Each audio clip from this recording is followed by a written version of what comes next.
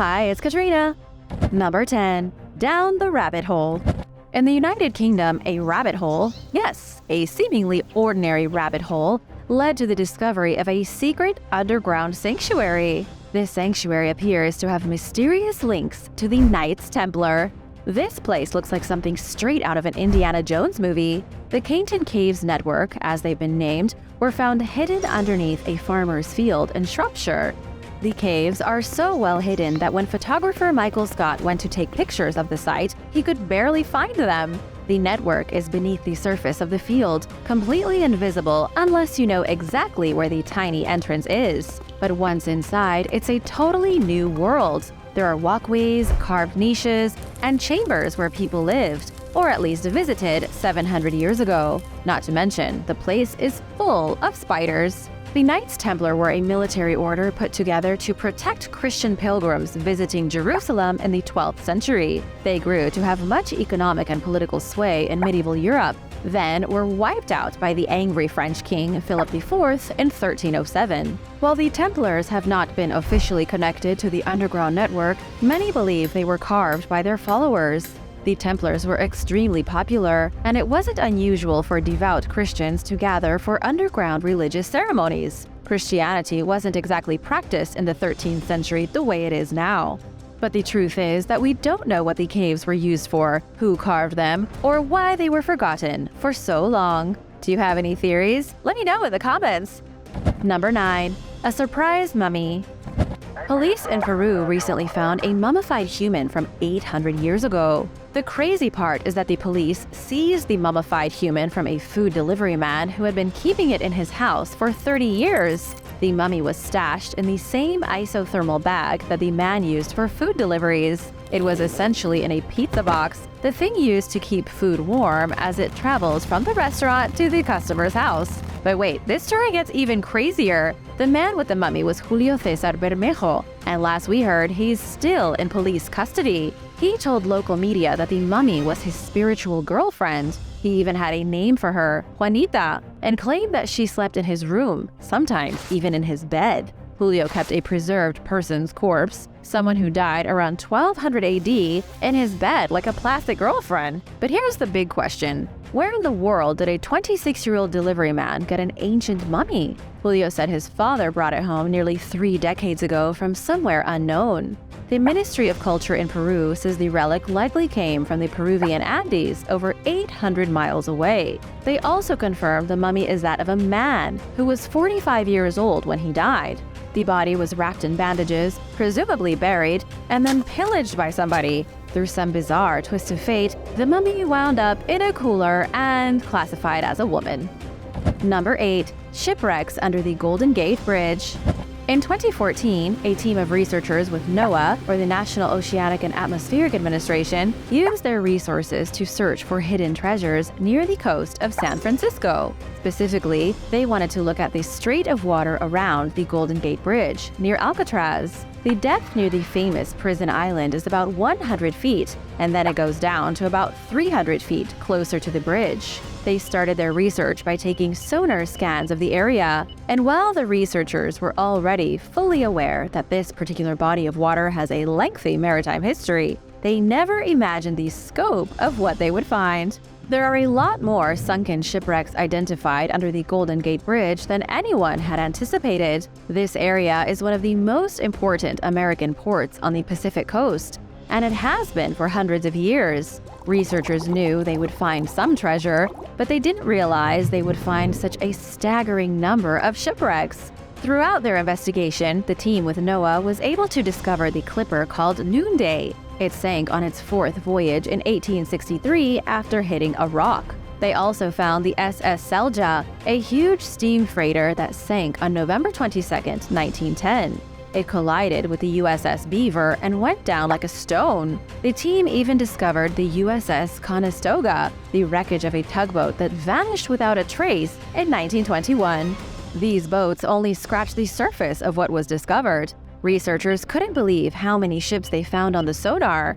There are so many shipwrecks off the coast of San Francisco, it will take years for scientists to sort them all out. Who knows how many unexpected discoveries they'll make then? And now for number 7. But first, it's shout-out time! I wanted to say a big thank you to Andrew Fetterolf and Bjorn Damrong for supporting this channel. Be sure to subscribe if you haven't already for more videos about amazing discoveries. Number 7. Surprises in Old Jerusalem.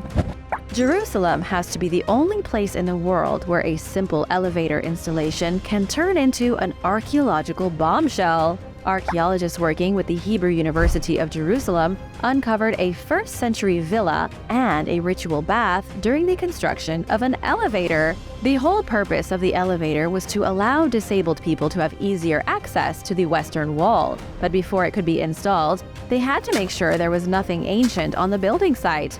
The Western Wall is the holiest site in the world for Jews, so it's no surprise an elevator a few feet away revealed secrets of the ancient past. The villa is 2,000 years old. Nobody knows who lived in it, only that it was built at the edge of where Jewish temples stood during biblical times. The ritual bath was a private one, likely used by the owner of the villa and their guests. The villa was likely occupied during the Roman invasion of 79 AD, perhaps even destroyed along with the original temple. Number 6. Letter written by King Charles. As a couple living in England cleaned out their attic during Christmas break in 2022, they found a shocking piece of history. They uncovered a childhood letter written by the current King Charles to his grandmother. The king wrote the letter when he was just 6 years old. It reads on one side, "Dear Granny, I'm sorry that you are ill. I hope you will be better soon." On the other side it reads, "Lots of love from Charles." The letter is also written on official notepaper from Buckingham Palace, dated March 15, 1955. It was written nearly 70 years ago. So what in the world was it doing in a random family's attic? According to the couple who found it, they were gobsmacked by the discovery. It's believed the letter belonged to one of their great-grandfathers, who had worked for the Metropolitan Police and been part of the Queen's protection force in the 1950s. Still, nobody knows how he managed to secure a letter written by the young king, nor how it got lost in the attic for nearly a century. If you're wondering who King Charles's granny was, that would be the Queen Mother, Queen Elizabeth, mother of Queen Elizabeth II. Number 5. Accidental circumnavigation. On September 6, 1522, the very first known circumnavigation of the world was completed with help from Ferdinand Magellan.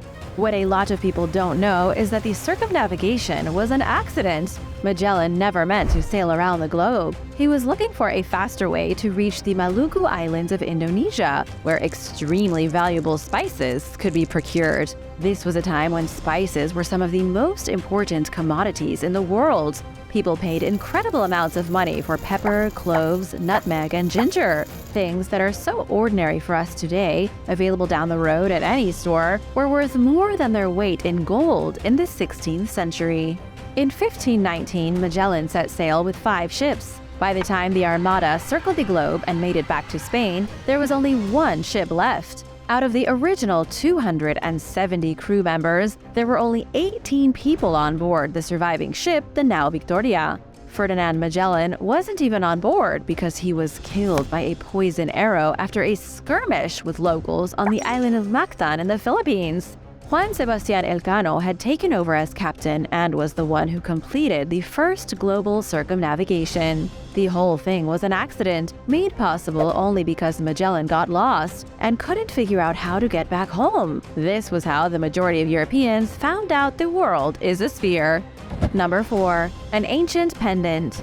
An amateur metal detectorist stumbled upon the find of a lifetime. Charlie Clark, a local cafe owner in Birmingham, was wandering through his friend's field in 2019. His dog had just died, and Charlie was upset. He thought it would ease his mind and distract him if he walked around in the grass and waved his metal detector around. He was never really expecting to find anything. He'd already had the metal detector for 6 months and had yet to come across anything interesting. It was more or less just a way to waste time. And then suddenly, it wasn't. The metal detector started beeping. Charlie got down on his knees and dug around in the dirt, carving a hole up to his elbow. And then he found something amazing. A pendant shaped like a heart and attached to a sparkling gold chain. Charlie told reporters he was so excited by the unexpected find, he screamed like a schoolgirl.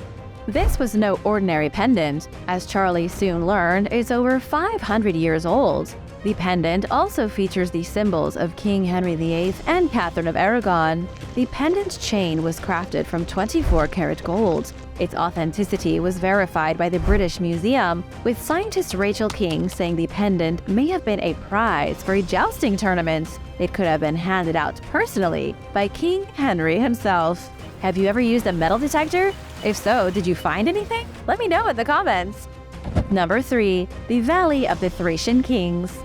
In World War II, Bulgarian troops were digging trenches to defend themselves against the incoming Soviets. As they were busy preparing their trenches, they accidentally uncovered the very first tomb from what would come to be known as the Valley of the Thracian Kings. The discovery was made near the Bulgarian city of Kazanlak. In World War II, Bulgaria made the choice of siding with Nazi Germany, and as the war was coming to an end, they found themselves being bombed by the Allies and invaded by the Russians. The Soviets came from the east, and so that was where huge trenches and fortifications were built to fend off the Red Menace. 2,500 years prior, Bulgaria was known as Thrace. It was a region ruled by mighty tribal kingdoms who in the 4th century BC came together as a single power. But compared to other civilizations around them, the Thracians weren't quite so advanced. They left no written records of themselves behind, so all we know of them comes from Greek and Roman historians.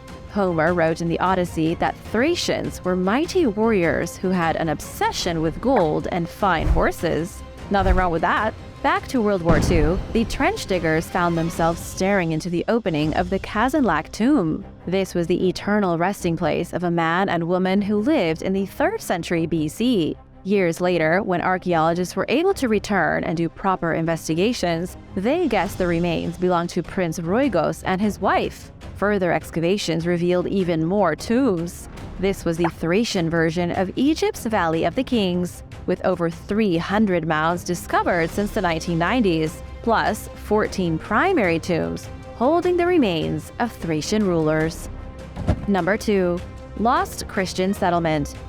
Russian archaeologists were called in to deal with a shocking discovery during the construction of a highway. Workers were busy building the new Moscow-Kazan highway when they uncovered the remains of a medieval settlement and a Christian cemetery. When the archaeologists got there, they dug up 46 graves during their excavations. One of the graves contained an embroidered image of Jesus Christ and John the Baptist. The woman who had owned the embroidery was about 16 when she died. We don't know what year she passed away, but it was upwards of at least 5 centuries ago. In Russia during the Middle Ages, a dais was a traditional representation of Jesus Christ, typically paired with Mary and John the Baptist. The embroidered fabric found in the young girl's grave was likely a headdress made from very expensive silk samite. Only a few other examples of such works of Eastern Orthodox art have been found, all of them in medieval burial grounds across Russia. We don't know much more about the discovery. The medieval settlement was obviously abandoned and then fell into ruin. It has no name or historical records. The burial ground was also forgotten, only found because construction workers had to dig up the ground for the new road. Number 1. One muddy shoe. A mudlarker is a person who explores the muddy banks of rivers looking for treasure. Specifically, the term became popular in medieval London because people would crawl through the muck of the River Thames looking for lost goods. People still do it today, and one of them found something shocking. The man was wandering along a riverbank in Kent when he discovered what appears to be the oldest shoe ever found in the UK. Carbon dating has placed the artifact at 3,000 years old. The shoe, randomly found on the riverbank, was manufactured around 888 BC. It was a toddler's shoe. Steve Tomlinson, a local resident, was the one who came across the shoe, and it's true that he was purposely searching for goods. Yet nothing could have prepared him for finding such an ancient piece of footwear. It's a surprise he noticed it at all, because it looked like an old piece of garbage smushed into the riverbank. But Steve has a keen eye, and he recognized the weathered leather of an old shoe. He originally thought it was medieval, but now it looks like it belonged to a child from the Bronze Age. Thanks for watching! What do you think was the most impressive accidental archaeological discovery? Let me know in the comments below. Be sure to hit that subscribe button if you haven't already, and I'll see you next time. Bye!